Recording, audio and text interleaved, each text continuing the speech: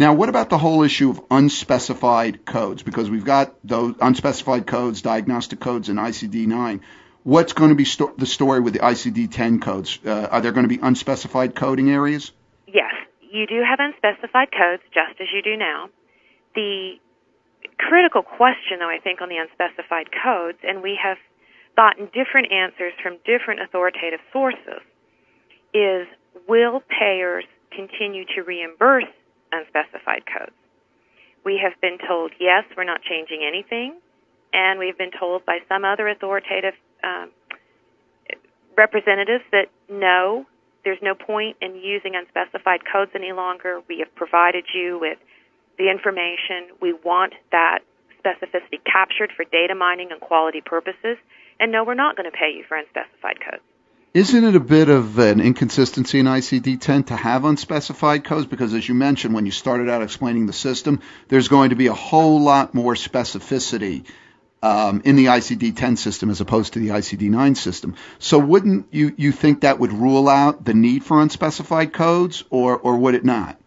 Well, I think the premise is there will always be occasions when you must use one. The core question for our industry, though, is not can we use it, it's will we get paid for it. And if the answer is no, that opens up a whole other can of worms because the physician education required is going to be substantial. Right. Now, the last question I wanted to get here through, and I mean, we could speak for, I know the listening audience out there knows that we could speak for hours on this topic, but of transition to ICD-10.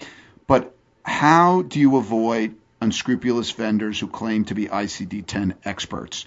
Because I always know anytime you have a new transition in the area of healthcare, business and healthcare, there are always people who come out and says, well, claim to be experts, and they're not, and it leaves a lot of regret on the side of providers, hospitals, for services that they paid for, in many cases very expensive services that didn't live up to their promise. So how do you avoid watching out for, or how do you avoid using unscrupulous vendors? How can you watch out for them? Well, I think first you need to look carefully at what they're telling you in their marketing. For example, a year ago, some vendors were advertising that they were 50-10 compliant. Well, there was nobody to test with yet, so how do they know that? For ICD-10, it's the same thing. If they say, we've tested ICD-10, we're totally compliant, I would say you may have loaded it into your system, but you've had nobody to test with yet. There is no one testing ICD-10 transmissions yet or payments yet. So I would just carefully scrutinize their marketing materials, have them actually put their money where their mouth is, show you what they've done, show you how it works, and then use your good homework and your research to see if that's valid and consistent with what the authoritative publications are saying.